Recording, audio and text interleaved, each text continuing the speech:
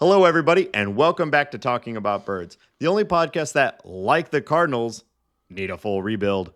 My name is Nate Heininger, and I am joined by my co-host, Ben Samorco. Hey, Nate H. If you have an idea for the opening bit, text or leave us a voicemail at 848-48-BIRDS.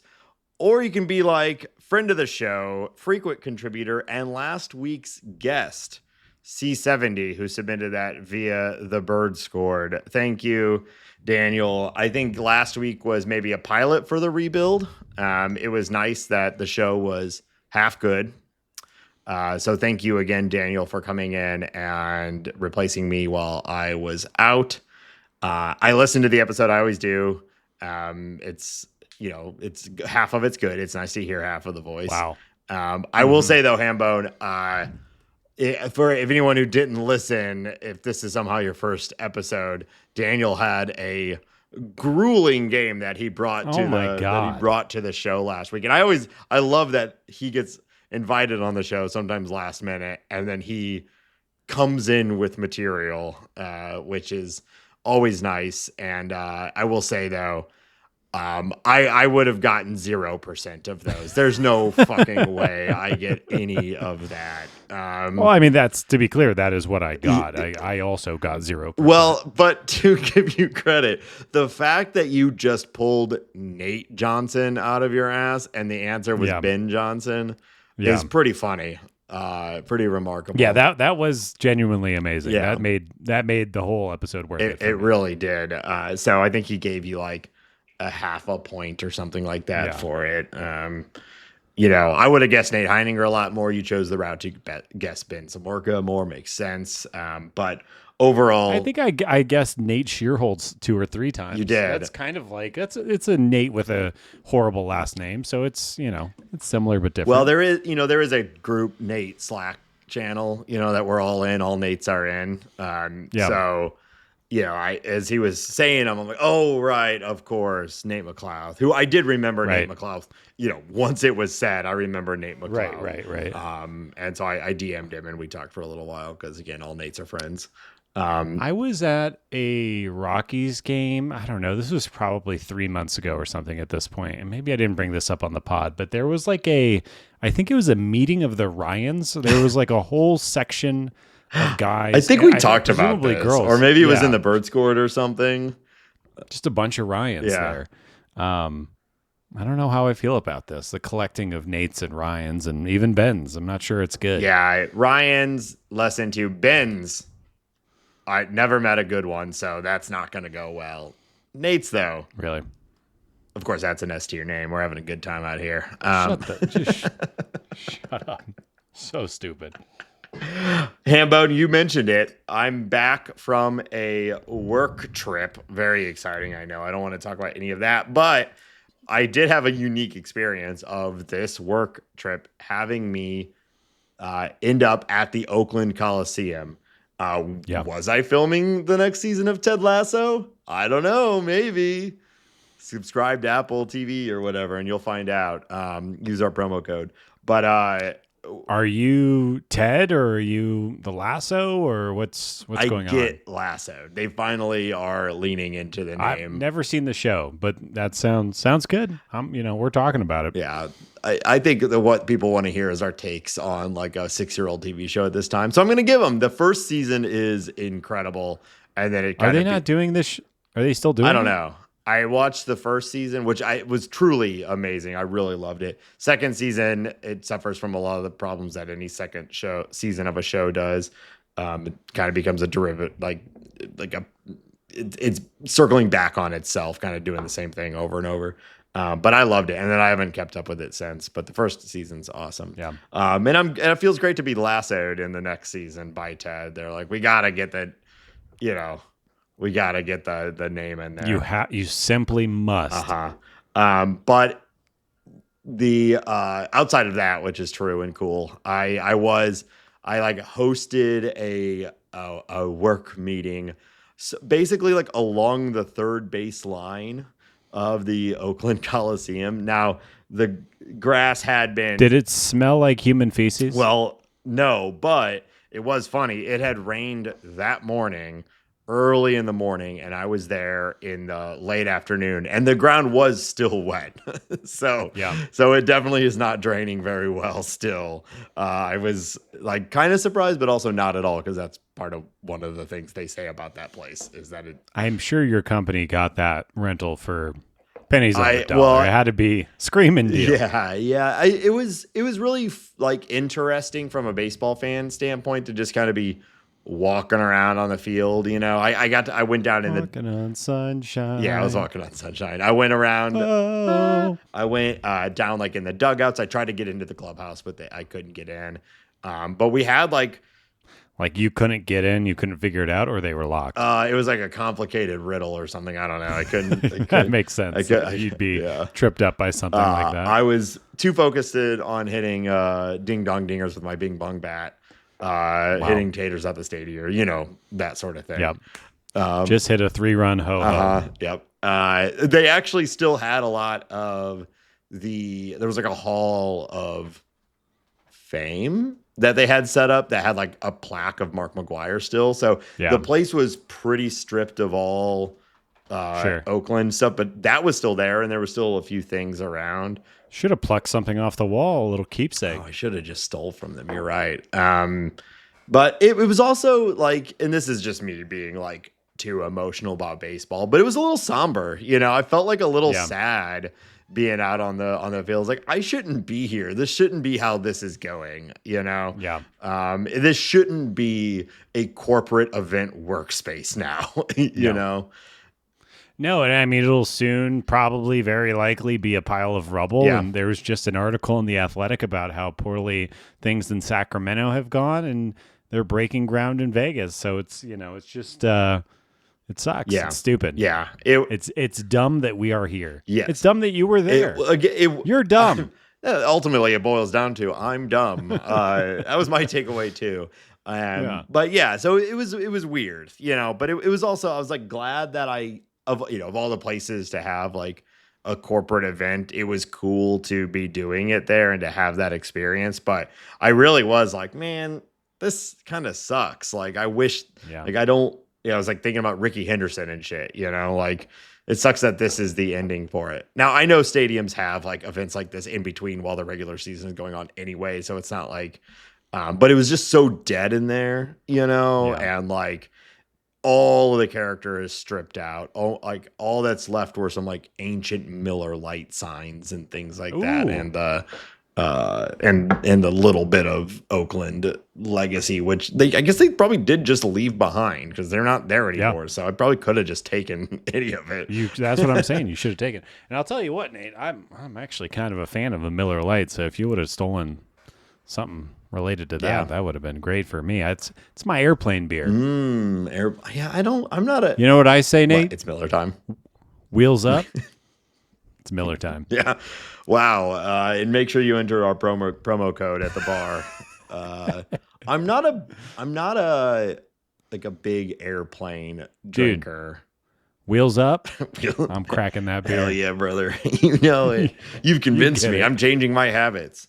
Although I think I told this story on the pod, like when this happened over a year ago, but I had the opportunity to fly like business class on Southwest, which is nothing.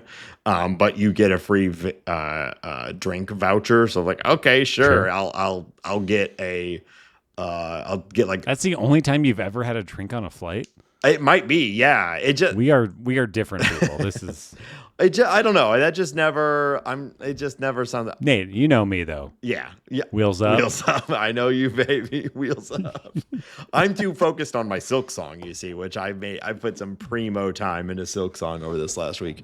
Game of the What is that again? Game of the year, my boy. Some type of anime? Oh, you sweet child. No, it's only one of the most grueling Metroidvanias and a pinnacle of its genre. Thank you very much. Oh my God. Listen to the short game if you're interested in this talk. But I was like, all right, free drinks, I'll do it. And I got a whiskey or something. And they just bring out literally an airplane bottle of Jack Daniels. And I didn't realize that they'd opened it for me, and I spilled it all over me. So, and this was in the first like 30 minutes of the flight. So I just spent like a 5-hour flight just smelling heavy of Jack Daniels. Like, this is cool. I'm a cool business guy. Another reason to go with the Miller Lite in that situation. Yeah, you're not going to spill that on me. No, I covet that. I treat that like, thank for handing me the sweet little baby boy. That's right. Wheels up, baby. Look what Daddy did. Yeah, wheels up. Is that? I've always wondered why you have that wheels up tattoo across your chest. Now you know. Miller Lite paid for it. Yeah. But I'm back, Hambone, again. Thanks, Daniel, for covering. And here we are. Wow. My guy, 4 games left, including the game that's happening right now? Yeah, a game is about to happen. We're recording in the evening. Oh, yeah, this is Tab After Dark, if you can't tell. And then we have 3 games with the Cubbies, and then we're done. Yeah. Oh, speaking of, here we go. Is it Wheels Up on the Pod? Did you like that? Wow, that was on mic. That was good. What do you got? Is that a Miller Lite? No, it's a now this Citywide is kind of a Miller Lite. It's like a nicer Miller Lite. I feel like I have a very opposite feeling of that, but It's starting to sound like you've never had a Miller Lite. that is Patty Heininger's favorite drink. I have drank a lot of Miller Lite hanging out with my mother. So how dare you? How dare you? We buy like every time we have a party at our house, we buy like a 6-pack of Miller Lite so she'll have something when she comes over, and then she drinks one, and then I just have 5 Miller Lite at my house. So it's a good way to live right there. Hell yeah, brother. Wheels up. So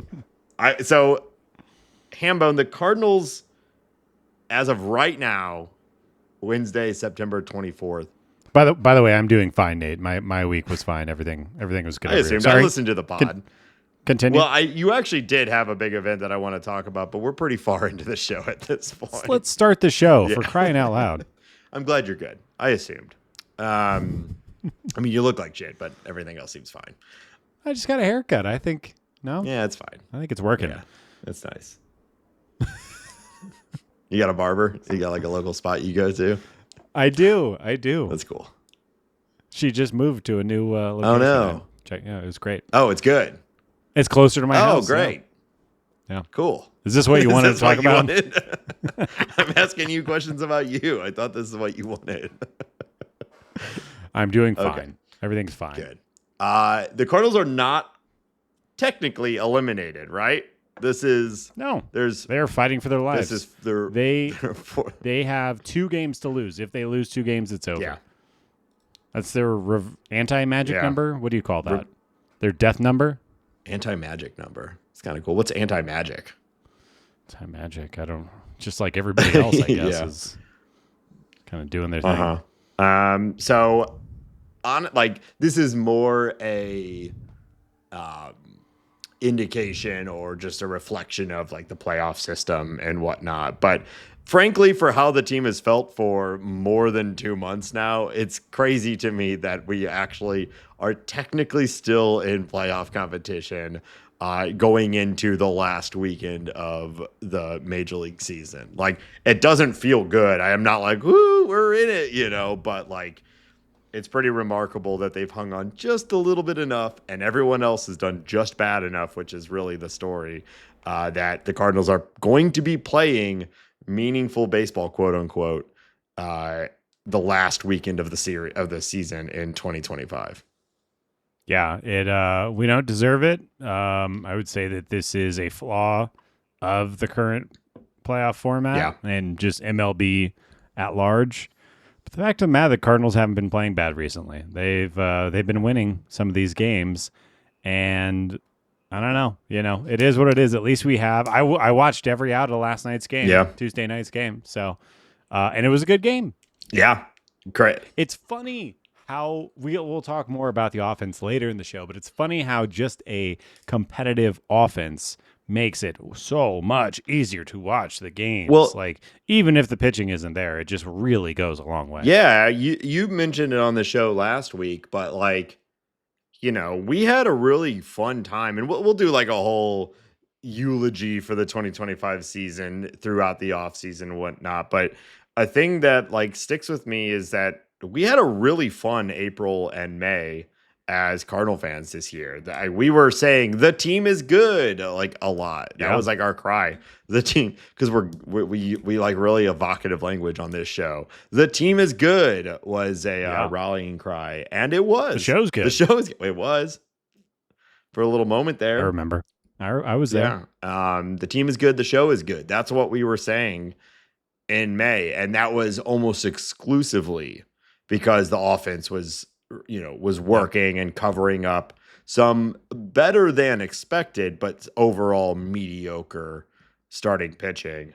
And so, I mean, this team, it's still fundamentally on that side the exact same team today as it was in May, especially now with Ivan totally back and doing what he's doing. I mean, I know Contreras is out and Winn is out, but still, like a lot of the bats that were leading the offense back in May are doing it again right now.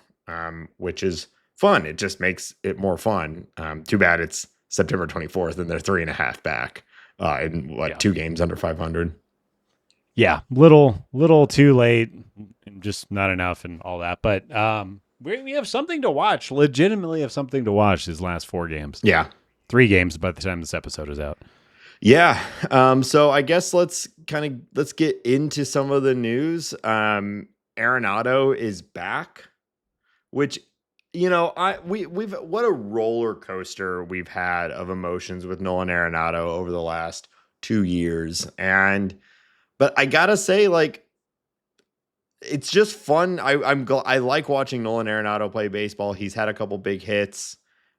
I'm glad that he's back to end the season, even if it doesn't really mean anything. And maybe he's playing better for real. I don't know, but like. I'm just glad that he's back. Like the head part of me is like, well, is this optimal? But like the heart side of me, the baseball fan, the dumb baseball fan side of me is like, it's good to end the season with Arenado playing. Cardinals started winning. Yeah. Once he showed up, I don't know if it is his stewardship, his calm.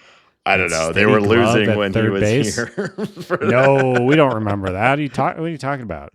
You're right. We got a little hot heater going on right now, and it's hard to credit. You're talking about the offense, so on and so forth. But I mean, who's the leader of this team? It's Nolan Arenado, Nate. Sure. Okay. And I think you'd be a fool to say anything else. So Nolan, are you penciling him in? Nolan Arenado starting third baseman 2026. Well, that's really what we need to talk about. So the Cardinals, they had him in the final home game of the season.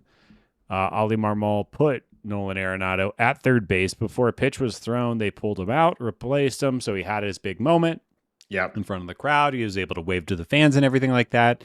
And, I mean, if I've ever seen a goodbye to a player with a team, that is just how it's done. Now, is Chaim Bloom going to be capable of something that Mozeliak was not? As we've said many times on this show, John Mozeliak made it his first, second, and third priority to move Nolan Arenado before the season started. He failed to do so. So for them to act this way, it seems like that's going to happen. Maybe conversations have happened with Nolan Arenado about him being more open to moving to a myriad of other teams. We talked about this last week or the week prior. Like, look, there's some surprise. And the Marlins are surprising people. The Tigers are way better than a lot of people. Maybe he's just thinking if I go to another team that is mildly competitive, I have a better shot than being with the Cardinals. I think there's also the shot that he gets DFA'd, and obviously somebody will pick him up. Yeah. The Cardinals will be on the hook. But I wonder, like, if they're feeling that sure that they're going to move. And now I don't think he would be deserving of being DFA. Right. I want to be clear. I don't think that's the right move. But one of those things have to be true. Either Arenado has changed his tune of what he's going to block. The conversations have been had. They're going to DFA him or what. But it seemed pretty definite from my point of view, the way that they ended his last home game. I think that's... or I guess began his last home I think game. that's likely accurate. It would not surprising at all to know that that is absolutely their intention this offseason to one way or another be done with him.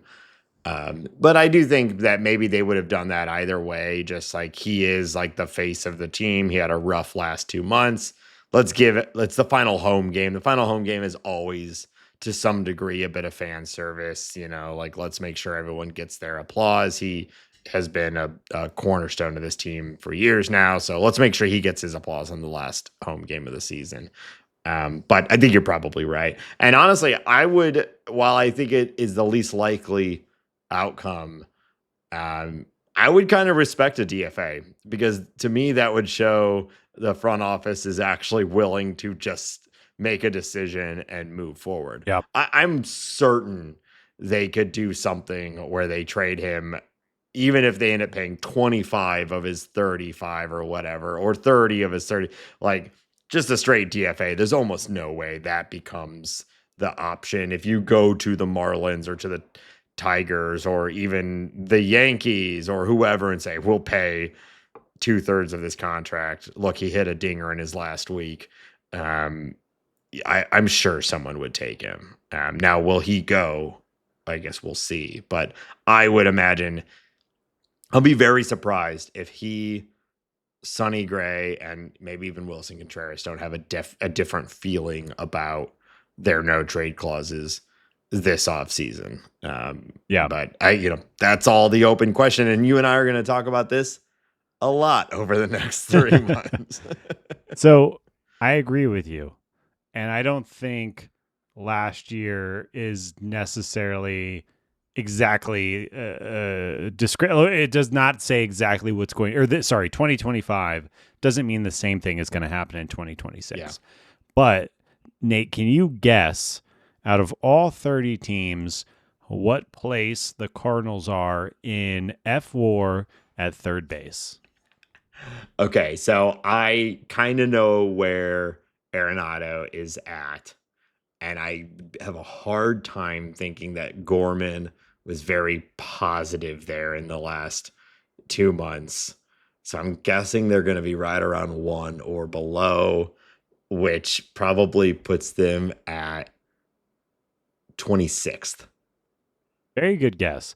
They're 24th. Oh man, I was really close. Very close. They've accrued 0.9 F4 at that position as a team. The collective WRC plus is 88. So that means that there are 6 teams in baseball that had worse production at third base than the St. Louis Cardinals. I don't know, maybe Nolan Arenado. Maybe, I get your point being that even a team that, like, if you're like, here, take him and you only pay $5 million, there might be teams that are like, no, like that's not good. We will not pay anything for him. I look at the Yankees. The Yankees have been complaining about their third base options all year, and they're in 19th place. That's not a huge jump, but it is. I'm sure they're not paying their collective third baseman $30 million. Yeah, well, it is one of the defining factors of why this season was a failure, is that Nolan Arenado was bad. Yeah, and so yeah, I think there's probably a match out there. I think the Phillies make a lot of sense. They had a terrible year from Alec Boehm. Yeah. They are old, grizzled veterans. A rock star third baseman defensively would help their team. I think that they would be a better team, and obviously they're pushing.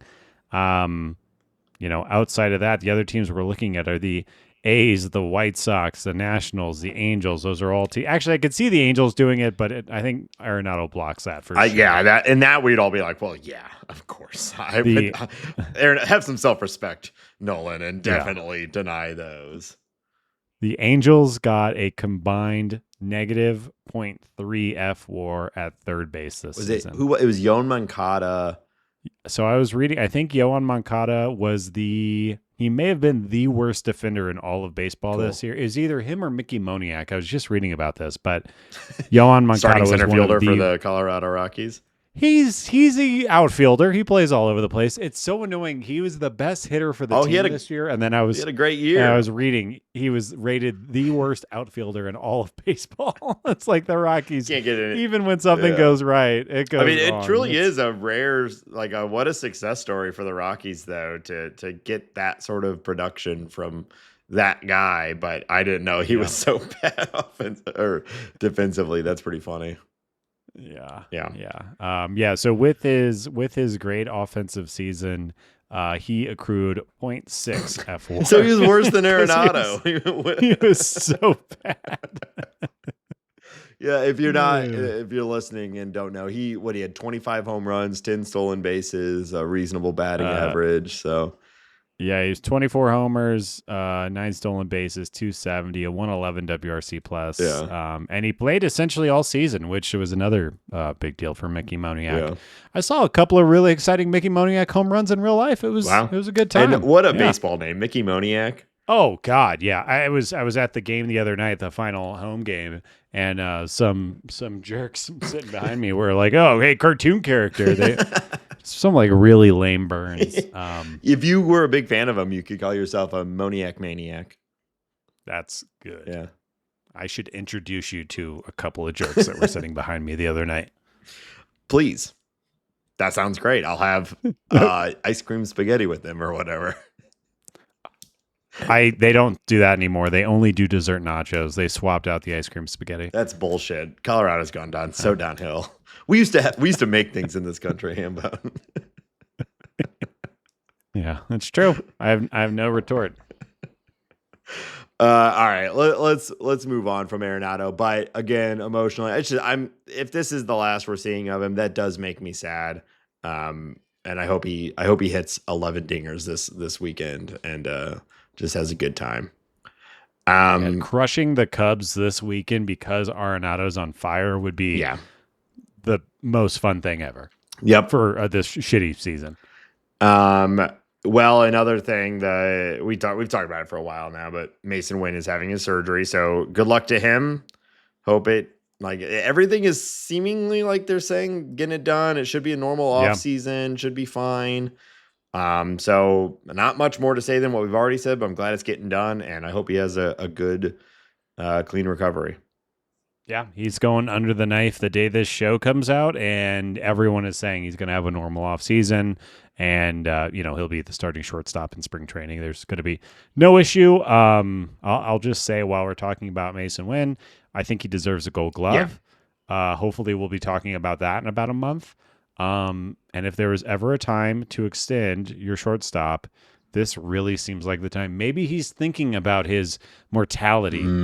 Maybe he's thinking about, arthroscopic knee surgery. Maybe I should lock in the bag.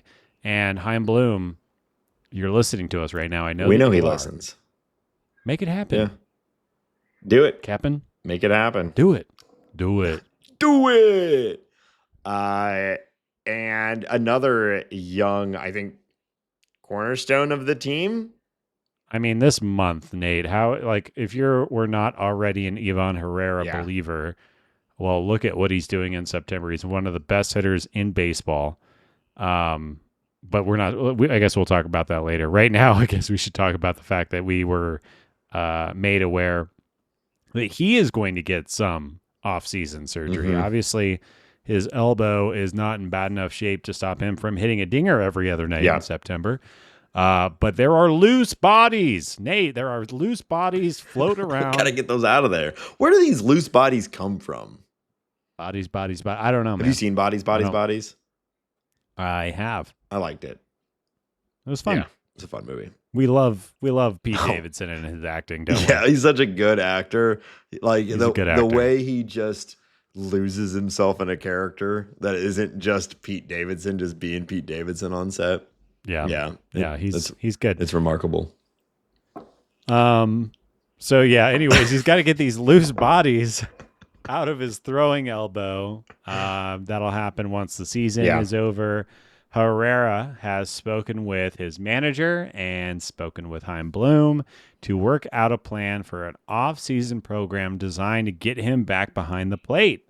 And they're saying, whether they're just trying to make Ivan happy or if this is real or whatever, they're saying that the plan is to have him be a primary catcher next year.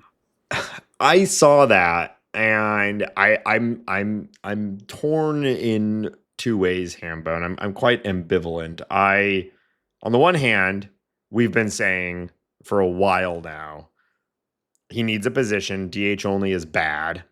And you said it last week, he's not that bad of a catcher. So why did we already write him off from that? On the other hand, we got so many catchers that are coming up that are like high-end defensive prospect, and can hit. And, I know you guys talked about it last week, but like at some point we got to make space for these guys. And Herrera just lost essentially a year of development as a major league catcher.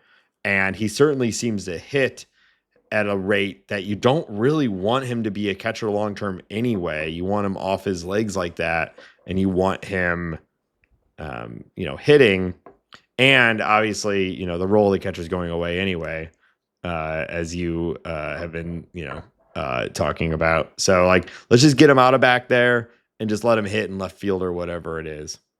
Get him out of back there. Get him out of back there.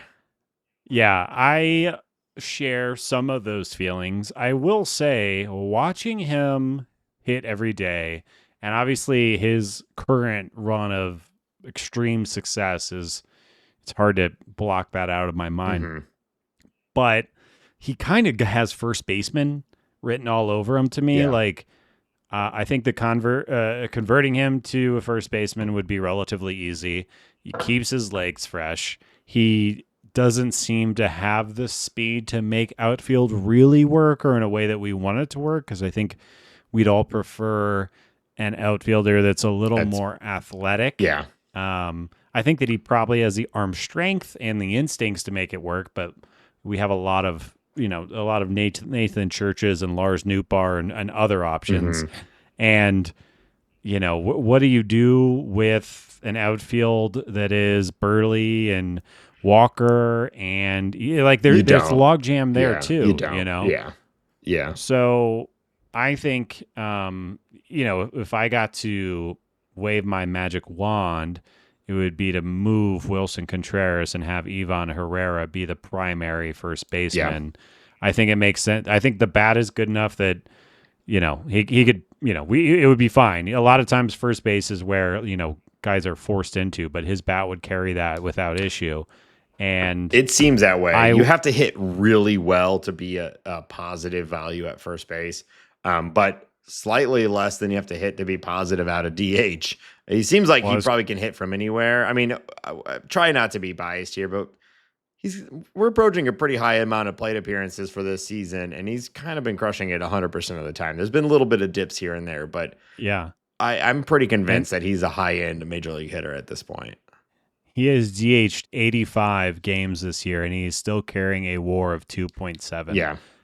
You put him at a position, first base, we're looking at a 3-4 WAR player, easy. And if you give him a whole season, you might be looking at a 4 or 5 player WAR, maybe an all-star type player. There are a number of teams too that are moving to a sort of a shared backstop position, and the other one plays first base. Like Ben Rice is doing it pretty well with the Yankees. There's a couple other that slip my mind right now, but that idea of you have a catcher who you have like a backup catcher who's a true backup catcher or a platoon catcher, and then you have another catcher who is also playing DH or first base at every other time. And I mean, I like that idea too. I do wonder what that, like, okay, what do we, is Crooks the guy? Is it Pages? Obviously Pozo probably doesn't factor in, but then we got Bernal, and then, you got a lot of guys that we want to put there. So does it make sense to continue to commit to Herrera as a part-time catcher or half-time catcher when you could just have him maybe be first base? I don't know. Yeah, I agree. I do think to round it back to what Marmol and Bloom were talking about, like, I think either way it probably makes sense to have him go into his off-season regimen as if he's going to be a catcher, because, like, I think it's way easier to build up as a catcher and then convert to left fielder, first baseman, DH than it is to do the inverse. So, that all that being said, there is also the Cardinals do have a legitimate opportunity to have a star level catcher, a catcher that can actually defend and actually hit. Yeah. Right now, he's got a 139 WRC plus, 40% better than your average hitter. Yeah. I'm not saying he could be Will Smith or Cal Raleigh, but that's what those guys do. Right. And those guys are extremely valuable for their team.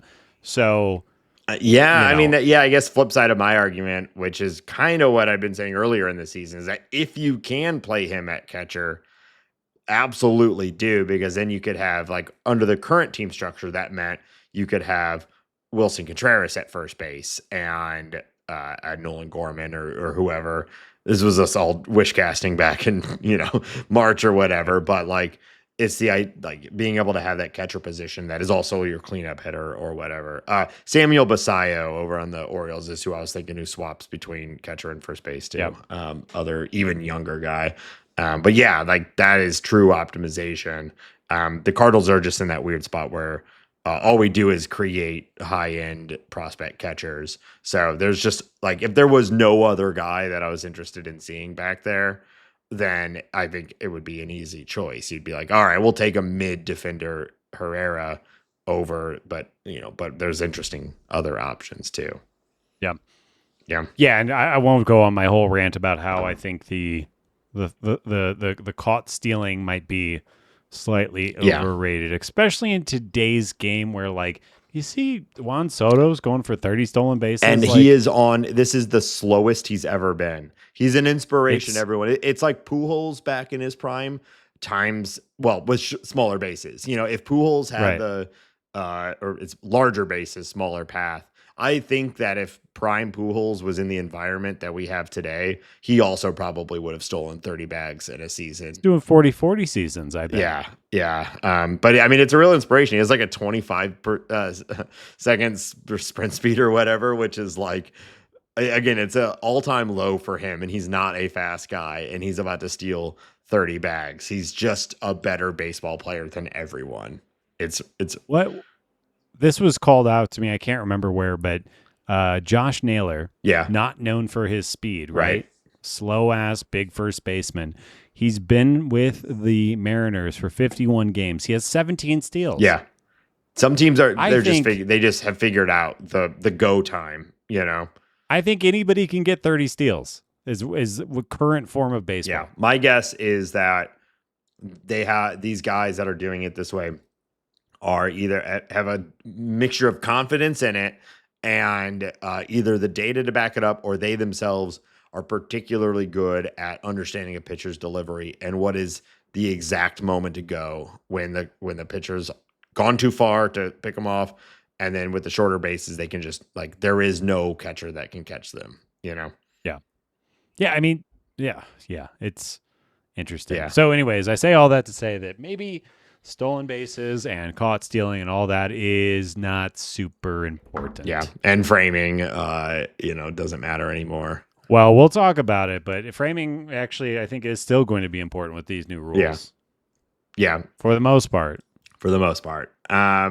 Let's talk a little bit about what's happening on the field right now. We already talked about Ivan, but to repeat, he's crushing it. Just absolutely demolishing the ball right now, giving us a little glimmer of hope of what a good Cardinal team will look like in the future. Yeah, here he's the 6th best WRC plus in September. So that's pretty good. We love to see it. Isn't it so funny? Like, baseball is the most unpredictable sport. And while the Dodgers are going to the playoffs, that's very predictable. If you were to look at even a year ago or 2 years ago, I think we were feeling pretty good about Ivan Herrera at the end of last year, but I did not see this coming. No. How many times did we say, if the offense is going to offense, it's going to be Jordan Walker taking the next step, or Burley taking the next step, or Contreras going Super Saiyan.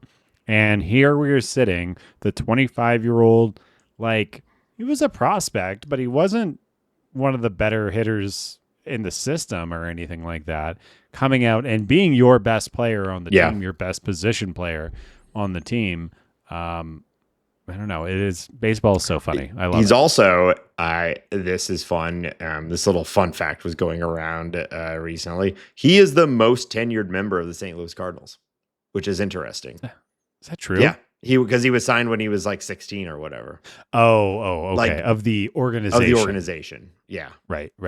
Okay. Not that like makes on more the sense. major league roster. I was like, how is that? I mean, I know I have a bad memory, but how the hell is that? Miles, right? Yeah. It's got to be the most tenured on the MLB roster. But as far as that makes tenure in the organization, it's Ivan. And to give credit where credit's due, fully homegrown player, right? Like, and he's doing it. So, yeah. Well, so let's talk about the other guy who's hitting pretty well right now and has hit pretty consistently all season, although certainly there's been ups and downs. Is Alec Burleson is hitting again, which is good. Part of the reason why they're slightly winning a little bit again. He's playing well. I still don't know what you do with him. I know. It seems like he is cemented for a position in the lineup next year. Where he'll be playing defensively, I guess probably left field. It seems, I guess, but I don't feel great about that. I kind of am of the mind that if you're looking to trade someone where you can get value for value, he might be your best bet. If you're just trying to open up roster space, there are teams out there that would go, "Yay, we're getting Alec Burleson." You're not going to have a team that's going to go, "Yay, we're getting Jordan Walker. Yay, we're getting Nolan Gorman." Yeah. They're going to be going, "These are guys we can work with. These are guys like this is worth the risk," or whatever it may be. But Alec Burleson, the right team, they're like, this guy plugs right in, But as I've said all season, although it's gone up and down as things have gone up and down, he just doesn't fit on a rebuilding team. A platoon bat that can't. Well, platoon bat's maybe not fair to him at this point, but more essentially a platoon bat that can't play defense is not what a team that is searching for long-term answers needs. And he might give you a serviceable major league left field season, but we need every spot open to find our next guys, And I'm not sure about the serviceable part of that. He's at 2.1. No, we got to be fair to him here. He's 2.1 FWAR, which is right around league average of major league. So serviceable is not a glowing. Okay. You're talking about the player's entire package. Yes. I'm talking about his defensive play in the outfield. No, I don't think so. If he was even a average outfielder, he'd probably be like 3 or 4 WAR. I mean, he's hitting it. What's his 127 WRC plus on the season? Like he's hitting well. He's just standing out there in left field. He is. We love his arm. Sure. That's good. And we're on 300 watch, Nate. He's hitting, as we're recording right now, he's hitting 294. We have the game tonight, 3 games against the Cubbies. If he can stay hot, he might break 300.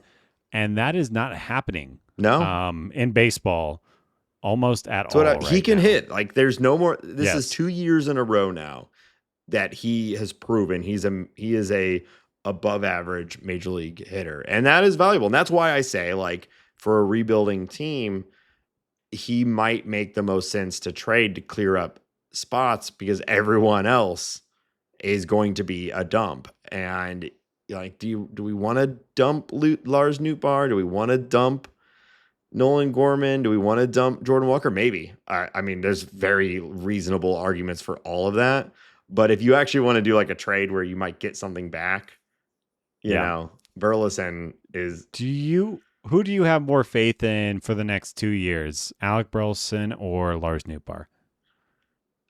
It depends on what you're defining by faith, which is such a. How do you define who faith? Is going to be the better player over the next 2 seasons, Lars Nootbaar or Alec Burleson? Every piece of data would tell you Alec Burleson is the better bet to be a productive major league player. Now, if you want to talk upside, I think we just saw like upside Burleson. I don't know that there's another level. We've talked about maybe there being another level, higher walk rate, things like that. We've been kind of getting it, but I think, good batting average and a little bit of pop is what we're seeing.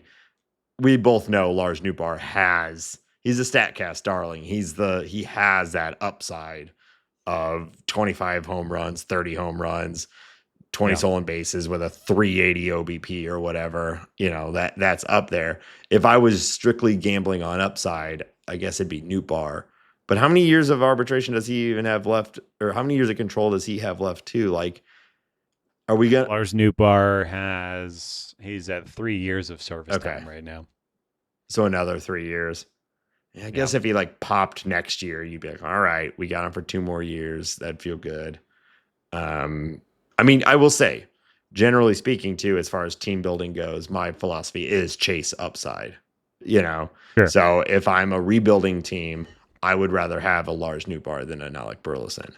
But on the trade market, if I'm trying to not just dump someone and get value back, Burleson is the choice to trade. Yeah. And I think this would have been an easier choice for me every year up until this year, where Newt has just had, he's getting close to 600 plate appearances, and he is about to accrue one F4. It just hasn't worked this year. It's been weirdly bad, and by far the worst year of his career. And he's not getting younger. Who is? So I don't know. I think like all these guys might be gone next year. I don't know. We don't know yet what's on their minds as far as this goes. We'll see. I don't even really know what kind of Pobo or whatever Heimblum is. Is he going to be transparent and tell us what he's thinking, or is it going to be Mozeliak style, where he says on Monday, Matt Carpenter is my starting third baseman. On Tuesday, he's traded. We don't know yet. But I think there's a good chance a lot of these guys are gone, and it's not going to be, which one are you keeping? It's like full rebuild type stuff. Yeah. That will be partly a bummer. Yeah.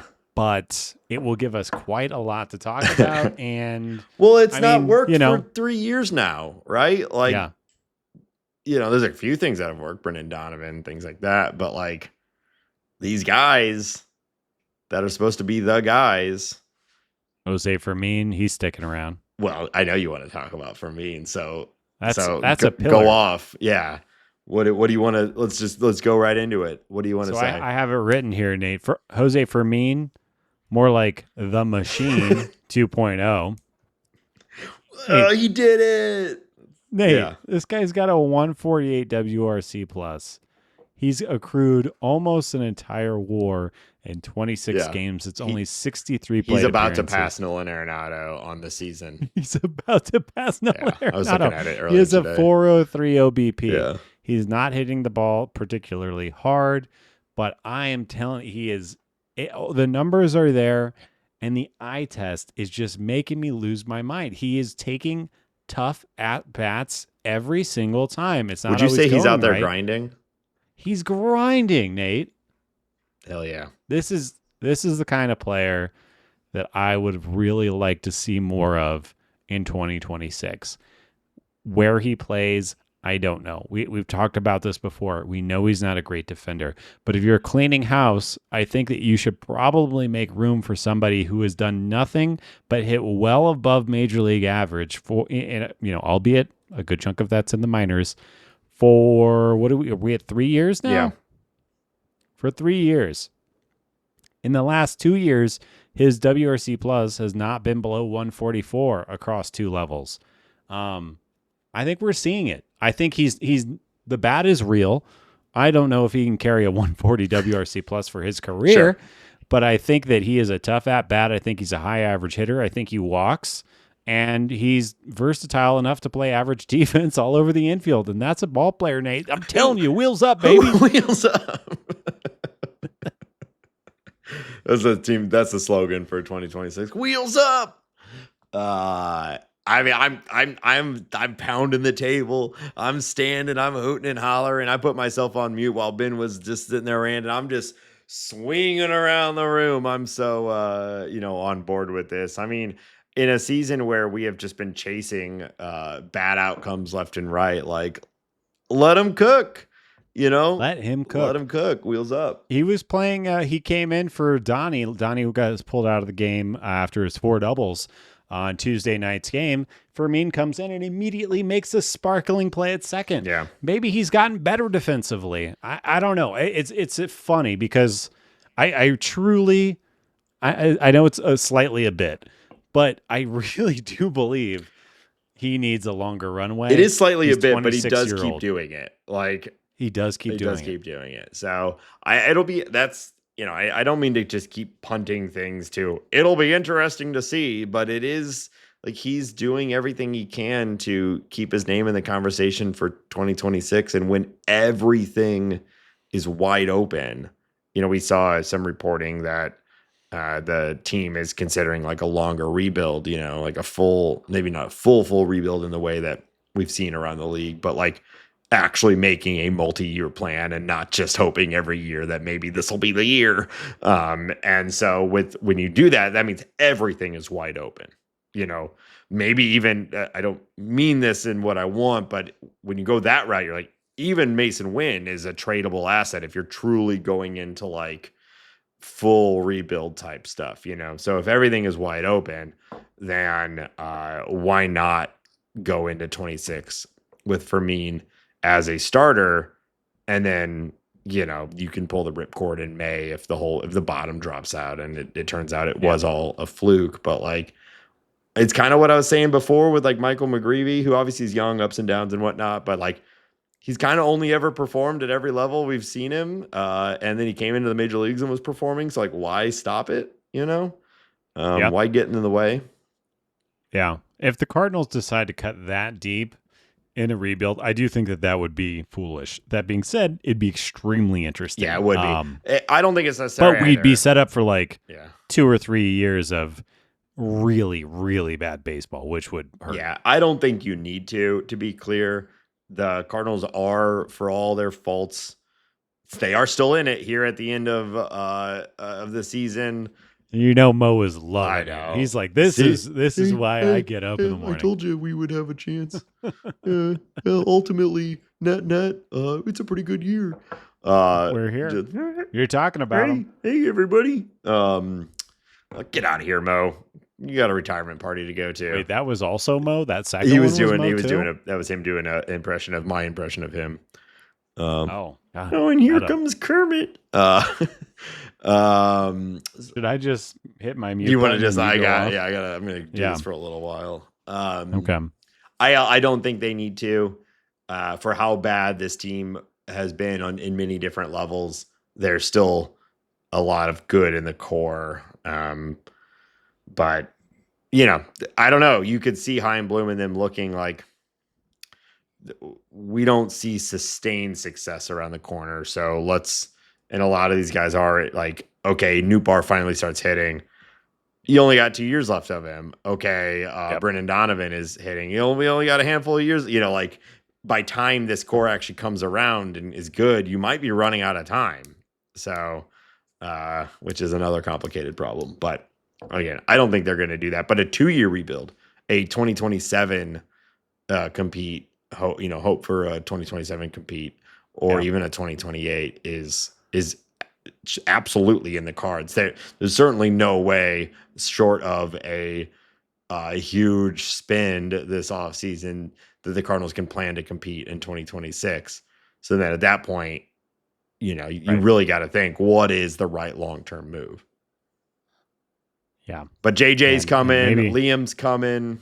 Well, I was just going to say, graduating a top prospect successfully is going to go a really long way. Like, I'm thinking back to Alex Reyes, Dylan Carlson, Nolan Gorman, Jordan Walker. We just haven't, we talk about it's not linear. Yeah. These guys develop in their own time. Masyn Winn is a good counter example to all that. But we've had a lot of top prospects not really translate. And I think JJ and Quinn and Liam Doyle graduating successfully is going to go a really long way for this rebuild and how long it's going to actually end up taking. Yeah. All right, we gotta move on. Let's touch on Sonny Gray real quick. You want to ask the question, do we think we just saw Sonny Gray's last start? My answer is yes, I think so. I Yeah. don't know what's in his head. He spoke very fondly about spending his time with the St. Louis Cardinals. He wanted to be here to be a mentor to the team, and I do believe that. I also believe that he is a veteran who's just like, I'll just give me the ball, I'll just throw the ball. Like I signed here, let me just be here, you know. But he has 1 year left, and that is a very different equation than like going into this year. And for half of the season, the Cardinals really thought they were going to be competitive, and you had some reason to believe that might be the case. Or if you didn't think 25, you certainly thought 26. We were saying that a lot. 25 is a platform year to 26. Now we know 26 is not the year, or very unlikely to be the year. So what is Sonny Gray pitching for? Almost all of his arguments, other than being the guy to be there for the younger guys, which maybe that is still truly how he feels, and he likes pitching in St. Louis enough that he'll decide to stay here. But I would be very surprised if he wouldn't waive his no trade for a good team, and he would return a good return from a competitive team. So I'm frankly hopeful that the Cardinals do trade him this offseason. Yeah. I think Sonny Gray is still a top 20 pitcher. He's from a F-WAR standpoint, he's right next to Brian Wu, Freddie Peralta. He's outpaced Jacob deGrom this season. He is still a very good pitcher. He could be the ace or the number 2 for a lot of teams. I think a lot of teams are going to go after him, and I think he'll have his pick of the litter, which might make the whole thing a lot easier. Yeah. I think somebody brought up the Giants and the Bird scored. I think that makes a lot of sense. The Astros could trade for this guy. There's just a lot of teams that aren't the Yankees, because I don't think that will ever happen again, that could use a Sonny Gray. And I think it should be stated, like, he is still really, really, really good. He has a 3 FIP this year. He's striking out everybody still. Everything about him, it just screams a ton of value. So, yeah, I think it'll happen. It sucks that we essentially wasted 2 years of really good Sonny Gray. Yeah. But it is what it is. Yeah, that's almost more of an existential question. Like, was it a waste? I mean, it was fun to get to watch him, and it was good for me. I'm saying for him. For him, yeah. But he also made the choice to be here this year. They would have traded him somewhere. I think Mozeliak tricked him. Like, handed him like a fake World Series trophy. He's like, how does that feel? Yeah. Got one coming for you, Pops. All right. We got to move into the next section. It's Tab After Dark, Hambo. We can't go too long, though. You know what I mean? Terry, no further, my friend. All right. So we're going to talk about the last series coming up and some league news. But before we do, we want to remind everyone that this show is listener supported on Patreon.com.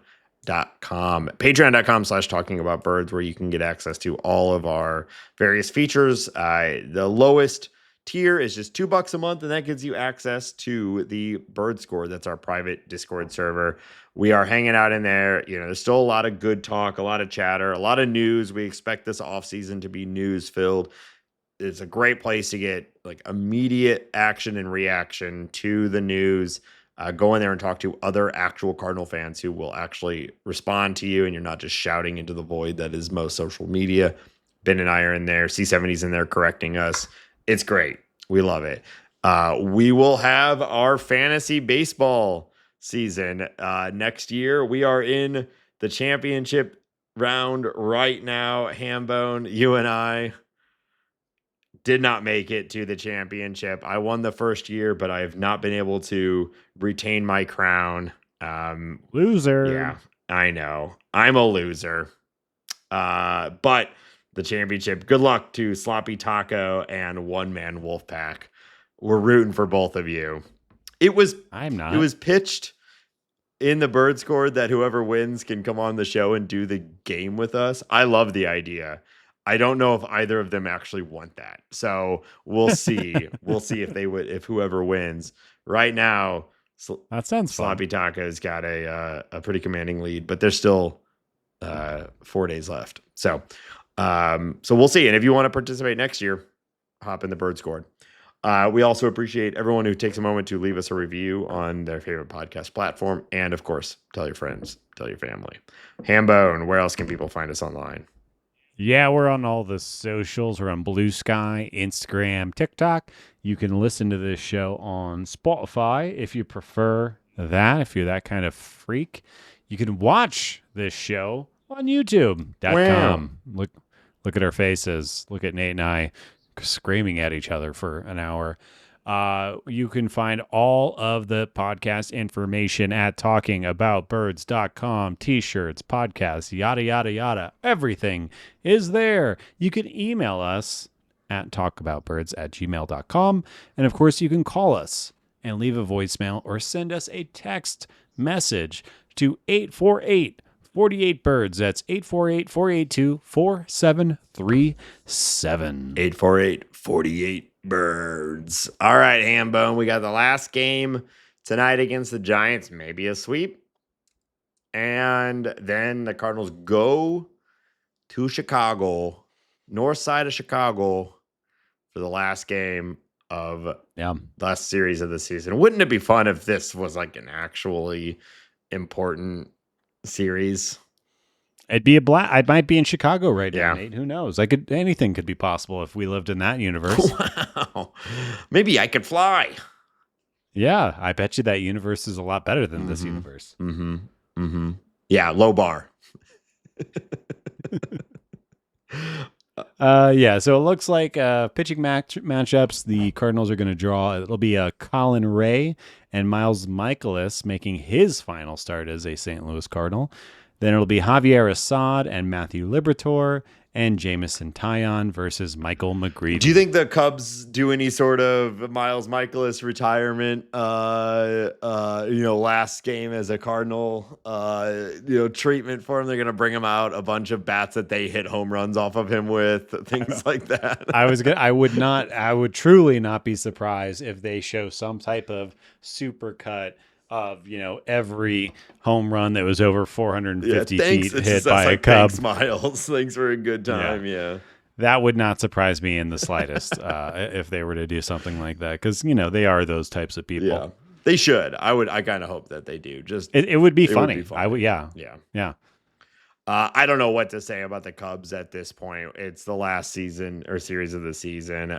They're rolling into the playoffs for the first time since 2020, which actually was a little surprising to me when I heard that. I guess obviously the Brewers have done well and the Cardinals won it. The other years they haven't, but for some reason I thought they'd made the playoffs more recently than 2020.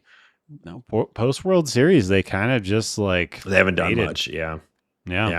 I don't think they have much of a chance in the playoffs, but you never know. It's a random championship generator. But we wish them the worst of luck. That I will say. Yeah. Obviously, I only want bad things to happen to them. Who do we talk about right now? I guess nobody on their team is scorching hot right now. Pete Crow Armstrong is actually pretty cold. He had 27 home runs in the first half and has hit 2 in the second half. I am not trying to be I told you so, but I feel like I was banging that drum pretty hard. Pete Crow Armstrong is about to fall off. Did you see why Matt Shaw just missed? I wasn't sure if you wanted to talk about this or not, but I'll echo. If you didn't see this, I don't need to totally weigh in. I'm sure that most people understand Nate and I's politics on this, but Matt Shaw decided to miss the Sunday game, which the Cubs ended up losing, I believe. And they did not announce he was absent until after the game, which I thought was interesting. But he went to Charlie Kirk's memorial service to view the pyrotechnics and swing by the gift shop and everything like that. Now, what Gary Cohen said on the Mets broadcast is pretty much how I feel. The fact that you're in a playoff race and you're leaving for something that isn't an immediate family member having a serious issue I think Gary Cohen called it weird. And I'll just say that. Yeah, I thought it was weird too. I truly think that this is something we can all agree on both sides. Like him leaving to go to that was weird and not not what you would think would be the right priority in that moment. I would say, I think the kids say this, Nate. They touch grass, young man. Yes. Go out, get off your phone, go outside. Yeah. I know he works outside, but you know what I'm saying. Like get offline a little bit. But weird move, and the fact that they lost the game, and the fact there was a situation in which he could have been used as a pinch hitter because he is quite fast, and he was not able to be utilized. Just weird. Yeah. Weird. I've never heard that either. Yeah. I mean, yeah, bizarre. So good luck, Cubs. We're not rooting for you. And I hope that the Cardinals end strong. You know, I hope that we have a good series against them. You never know in Chicago. And I mean, win out just for the lulz. Like, let's see what you can do, boys. Well, they would end over 500, right? If they win out. Yeah. I don't really care about that, but like, I don't know. I guess to do it against the Cubs at the end of the season would make me feel good. Oh, it would be a sweet, sweet joy. Yeah, I'd love to see that. And the pitching matchups are, you know, they're kind of in the Cardinals' favor to make that happen. Yeah. Yeah, except for the Miles Michaelis of it all. But well, we're not. But hold on, to be fair, he's going to be so fired up from that video that they show him that he's going to pitch well, and he's been pitching well. I know that's what you're going to say. I know you're going to say he's pitching well. He's been fine. All right. He's earning. I know we're trying. He's earning that extension. I know you have to go, but I do have to ask you: does Miles Michaelis get signed by any major league team going into spring training next year? Going into spring, no. There were better pitchers that struggled to get contracts this year. That is not the profile. That type of pitcher these days just does not get a contract. I maybe. You know, Kyle Gibson struggled to get a contract, and he had come off of several years in a row of doing what Miles Michaelis does, but better and, you know, more consistently. Rocky, the Athletics and the Angels, all three of those teams would have killed for a Miles Michaelis performance this year. I mean, does he get a contract is such a wide open, like a major league contract. I still think not going into this season would be my guess, but it could happen. Obviously, I think he will pitch for a major league team next year. Yeah. That's all I'll say. Okay, I would not put money on either side of this, you know. But if I had to pick a side, I bet he struggles to get a contract. I hope Chaim Bloom steps up, you know, puts his big boy pants on and just gives him another year. You gotta give him another year. We gotta see what he can do. we gotta see. There's still a little upside in there. All right, Hambone, let's do some league news. Nate, we got to talk about ABS. Of course, we got to talk about ABS. The announcement came down. If you missed this, you know, get out from under your rock. Am I right? Get back online. Get off that grass. Under the incoming ABS system, any pitcher, catcher, or hitter will be able to tap his helmet or cap to signify his desire to challenge the ball or strike call from the home plate umpire. Teams are afforded 2 challenges per game, but are only docked a challenge if it is unsuccessful. So ostensibly, you could just keep on challenging until you get it wrong. This is, I think, you know, I knew that this was coming. Right. It's been widely reported. It's been used at AAA. I think this is the way that I wanted to come because I think this keeps the sanctity of the catching position still relevant. This makes Ivan Herrera, whether or not he can be a catcher, that makes it a whole storyline. Can he actually do this back there? And I think that it will keep the calls in the big spots from getting incorrect, much like our current challenge system. Yeah. For the other plays. I think when the game is on the line or when it really matters, getting the call right will happen far more often because he could have burned your challenges earlier in the game. But I imagine teams will have some degree of this will probably take a while to develop the strategy around when you do and when you don't. But I would imagine there'll be some degree of guidance around like, hey, if it's the first 5 innings, like, unless you are I absolutely sure, don't challenge it.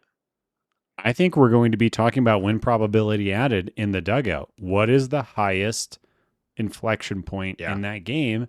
And I think that people are going to be aware of that. And, if it's in the second inning and the bases are loaded and, it's a scoring opportunity, I think you're going to see teams optimize it, and they're going to understand in real time when the most win probability is on the line and leverage it there if it's necessary, if somebody's missing a call. Yeah, that I would be also the think smart way to do it. So some teams will be I doing also it, think the and the Angels will be like, "Wait, there's a challenge system." Halfway through the season. yeah. I also think that what will be really exciting is there's going to be some like obvious calls, like every year you watch, and there will be a strike down the middle that gets missed because the umpire is, I don't know, his or her brain is just shorting out. Yeah. So getting those ones straightened out, because they're just so frustrating from I'm sure a player standpoint, but a viewer standpoint, that will also be very nice. Yeah, I like, obviously beep boop go robots. I've been saying it for a while. But I think this is good. I think it'll be interesting. I do think a challenge system has some flaws, but it does keep it in the player's hands, which I think is what people want. They still have to make a decision. They have to make a call. It's pretty quick, and it'll be interesting. We saw it a little bit last year, and the little bit we saw of this system where like pitchers getting tricked by their own catcher's framing and things like that. Yeah. Like, it'll be a skill in its own right. We will find like there will be pitchers who have 100% challenge rate success, and there'll be pitchers who have like 2% challenge rate success. I don't know if it'll go that far that we're measuring it to that degree, but probably we will. And there will probably be guys that are really good at it and guys that are really bad at it. On both sides. Like what would this have looked like if Matt Carpenter was able to? Well, I was just gonna say, like, if anyone looks like they've been wronged when a call doesn't go their way, watching Juan Soto getting his calls correct, which I do expect him to have the highest success rate from a batter, that alone is going to be good TV to watch. Yeah. So I think it's good. I think this is like, there will be times where, just like the replay system, where like, that's obviously a strike. They challenge it and it's still called a ball or whatever it may be. There'll be some things that are frustrating about this system, because it'll always be frustrating until it's completely automated. But I think this will preserve some of the stuff that I think is fun about baseball, and it'll give more things for people to be mad and yell at a sport. And that's what we're all here for, isn't it? Yeah, I guess so. Yeah. Just to be mad at things. Okay. So let's look at the playoff picture really quick, Nate, because I mean that's the only thing really going on in baseball right now. But the postseason picture, again, we were recording on Wednesday night. So it looks like we are going to have the Mets and the Dodgers face off. The winner of that series will go against the Phillies. The Padres and the Cubbies are in line to fight. The winner of that will go against your Milwaukee Brewers. The Boston Red Sox, New York Yankees, the winner of that will be going against the Blue Jays, which is wild. I can't believe I just said that. And then the Tigers and the Guardians are going to be fighting. The winner of that will be going against the Mariners.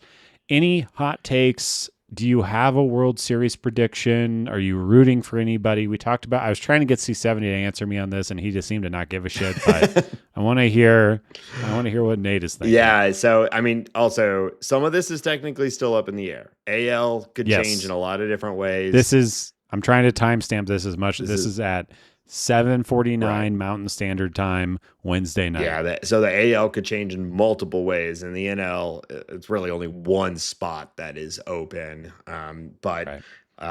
So answer your question. My preseason prediction, Hambone, when we did our little game, was Tigers versus Dodgers in the World Series. So it's fun that at least going into the tournament, my prediction is possible. And in many ways, I kind of just want to keep that. It's what I said going in. I don't know that if I were redrawing it right now, I would say that. it's honestly a little hard to pick the Dodgers right now with how everything's gone. However, it's a short series. Just have Ohtani pitch every game and have him lead off every game, and they could run through the whole thing. But I still want to go. I'll stick with my preseason prediction of the Tigers. Although I will say my personal rooting stance at this point is the Mariners. I would love to see the Mariners go deep and win the whole thing. I think that would be really fun. And I think they are equipped to do it. They are legitimately good, and they're built like a playoff team. Hit home runs and pitch really well. That's the teams. If the home runs come at the right time, they got the pitching, they could win the whole thing. Which is exactly how the Phillies are built. Which is the other team that I think is like a favorite out of all of this. So I'm going to say Tigers. But I won't be surprised if it's Mariners Phillies, and that would be fun too. Yeah. My preseason prediction was the Padres in the World Series against the Rangers. The Rangers got bounced out. I think it was yesterday or the day before out of the playoffs. So that is obviously not going to happen. I still can't believe they had the year that they had with DeGrom being healthy and Eovaldi being one of the best pitchers in baseball. Like almost everything went right for them except for everything offensively. Like a lot of the question marks going in. Did not see that coming. Yeah, totally. Yeah. So I think everything you said about the Mariners, I agree with a lot. I can just at 100% see Julio Rodriguez going off and having a signature series or a few signature moments. I do think he is just next level. He's one of the most talented players in baseball for sure. He's doing so what him he does. Having a big moment. He's every year now. He's one of those guys. He's a second half like elite. He's a pretty good first half. Most guys would take it, but for him it's fine. Second half he just goes off. He has like an over 1 OPS over the last 60 games or whatever. And then you got the big dumper. You've got Suarez. Even like Polanco's up and down, but he can hit a dinger. These games are going to be out. They're going to have games on the road where they are crushing everybody. So they're a good team. I'm hopeful that they'll keep it together and make it deep. I'm going to be different though. I'm going to my new prediction. So I'm going to go Padres. I'm still rooting for them against the Blue Jays. The Blue Jays have been on an absolute tear in the second half. They have Vladimir Guerrero Jr., who is hitting extremely well for power and for average, and he's walking. George Springer. I don't know if he was ever bad maybe enough. The best year of his career. Like, I don't think he sank low enough to get comeback player of the year type award, but yeah, like a 35-year-old, over 900 OPS. Like, he's having an incredible season. This is the highest OPS plus of his entire career by 10 points. Yeah. And he did that when he was 29. He is 35 right now. Yeah. So I think that I like their pitching enough that I think that they could do it. And I just really like that they are at the top of the East. And it's, the Yankees kind of limped in. Boston definitely limped in. And nobody's talking about the Blue Jays. So I think that would be a lot of fun. I do think that they could do it because they have superstars. Like Bo Bichette had a ridiculously good offensive year. He's hurt though, is he not? Will he be back for the playoffs? I'm pretty sure he is back now, but I've been wrong before. Yeah, and you loved it, like quote unquote small market team. They got their guy. They signed Vlad to the massive extension. And now they're winning the East, and every baseball United rejoices when Yankees or Boston don't win the AL East. So we're all Blue Jays fans right now. Bo Bichette is not back from a sprained knee, so he's not back yet. So I guess we'll keep watching that. But they got Ernie Clement, so who needs Bo Bichette? Also, our favorite type of shaped baseball player, Alejandro Kirk, over there doing his thing. So, and a bird, Nate. And a bird. We like it's the only bird in the playoffs. Yeah. So I have to root for them. Yep. But yeah, I want Birds, Dads, and I'm gonna go with Dads. I think Dads are a team of destiny this year. I can feel it. Your point about them being a bird team is the best point you've made in the last 2 months of the podcast. So I'm all in on the Blue Jays as well. Now I say it's interesting that's how you would feel about the this. podcast has selected the Toronto Blue Jays as our team for this. To be clear, not me or you. The podcast. Like, yes, yeah. Okay. And if you're I get it. And if you're a real listener of the show and a true fan, then you've also just selected the Toronto Blue Jays as your team. Wow. We got to talk about That's birds. odd. I enjoy talking about birds. Buy the t-shirt. Cool. Luis Arias has been really hot. Yeah. Did you notice that? Have you been paying attention to that? All right. Cool. So yeah, let's go Dads and Birds, I guess. One last thing I want to talk about was the Guardians' David Fry suffered multiple facial fractures after being hit in the face whilst squaring up for a bunt against Tarek Skubal. You said squaring up for a blunt, and I have to make sure that we settle on that for a second. Multiple. It's had to have happened to someone at some point, squaring up for a blunt, and it results in multiple facial fractures. Oh, 100% of the time. And then some of that time, you get hit in the face by a 99 mile an hour fastball. Just, somebody screwing around on the other side. Yeah. But, yeah, not good. Yeah. All of that's pretty bad. TBH. Well, hopefully he, TBH, hopefully he recovers okay. And that's rough. That's Yeah. Yeah. Okay. That's all I got. His last name's Fry. That's good. Yeah. Yeah. He's also a patron saint of the podcast. We love fries on this show, don't we, folks? All right. We're going to wrap up this episode. We're going to take a look at some end of season stats. I'm going to have you guess who led the team and a couple of stats and another edition of Who Charted.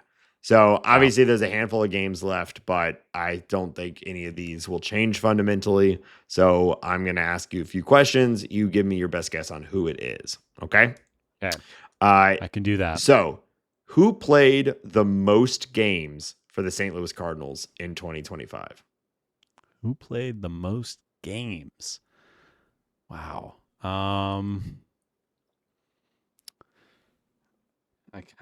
No, it can't be Masyn. Masyn would have been, but he died. Rip. I kind of want to say Burley, because I don't think he had any injuries this year, did he? No, he's been there all year, right? Nato's gone down, Donnie's gone down, Mason's gone down, Wilson's gone down, Victor Scott has gone down, Walker's gone down, Newt has been there. Ooh, okay, it's Newt or Burley. Shoot.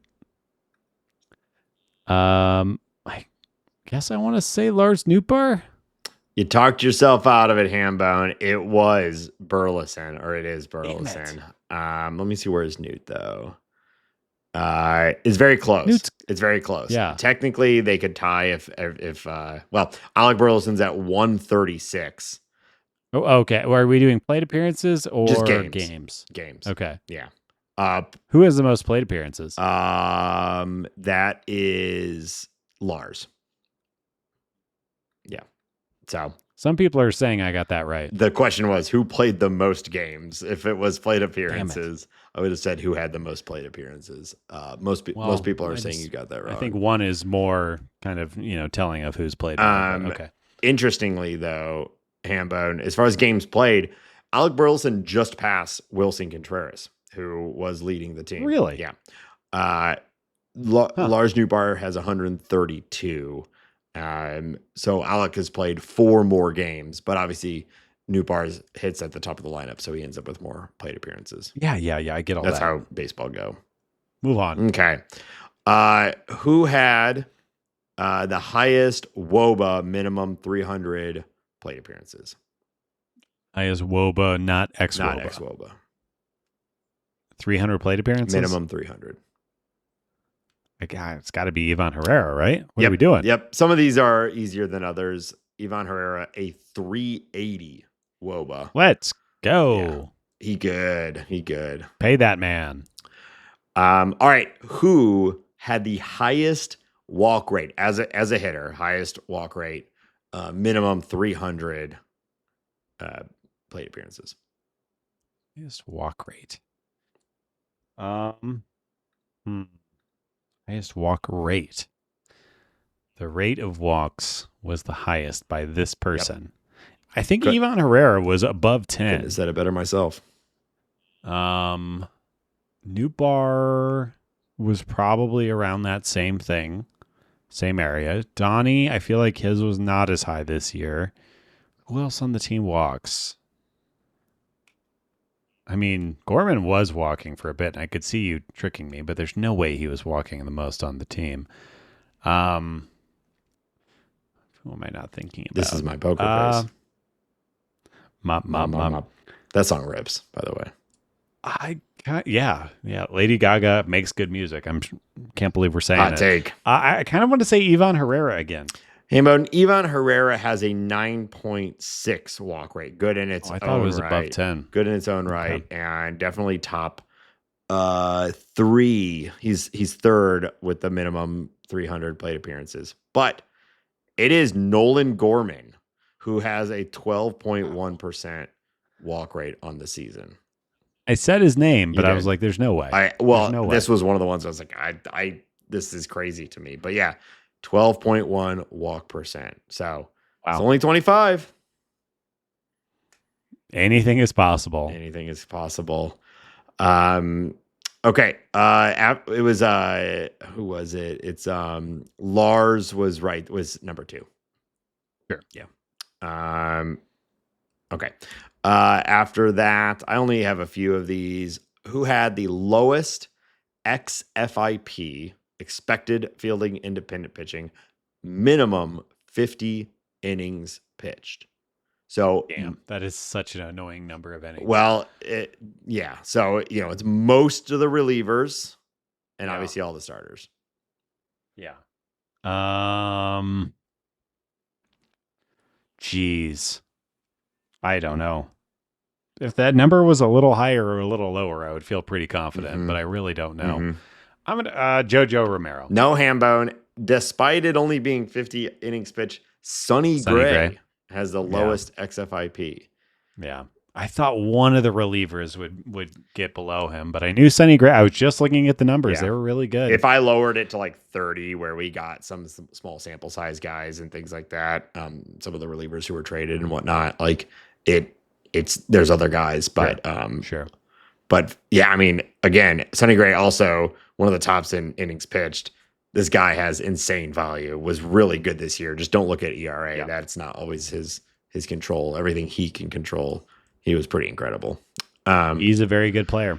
Okay, as a pitcher, lowest walk rate, minimum 50 innings pitched.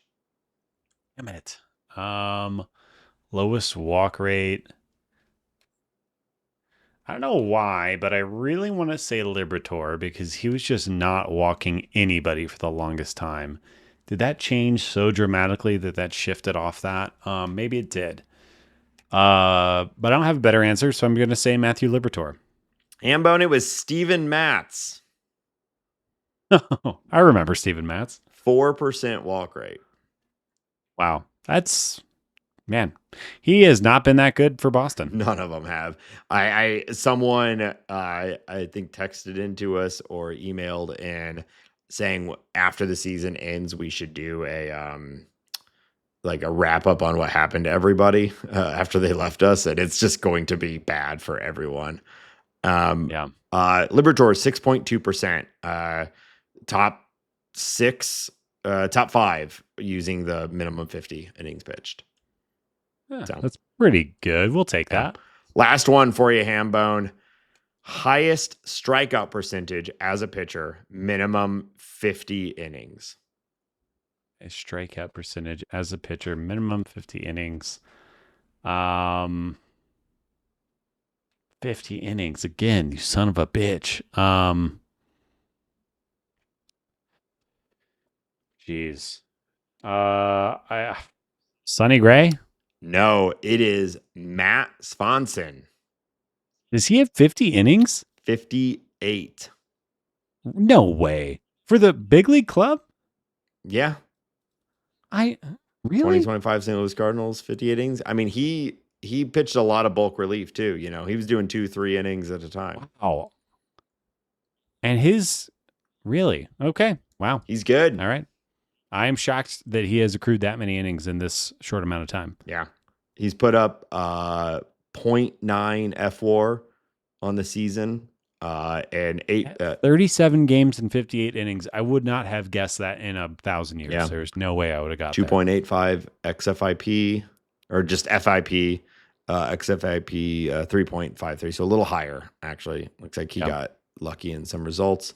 But you almost always are getting a little lucky when you put up a 2 ERA. Matt Swanson is good. He is. He's good and he's big, and I like that. Yeah. Good and big. That's big and good. That's Ben's self-affirmation when he looks in the mirror every morning. Big, good, big, good. Okay. That's going to do it for this week's episode of Talking About Birds. Hambone, it's good to be back. We'll be back next week with another episode as we wrap up 2025. Thank you, everyone, for being here. Whether you're new or been here all year or even for years, we appreciate you. Off-season will hopefully be interesting. We'll be here every week, no matter what. So tell your friends, tell your family. TalkingAboutBirds.com, Patreon.com/TalkingAboutBirds. Check them all out. And for one last weekend of the 2025 baseball season, I say, go Cardinals. Go Birds. Let's go.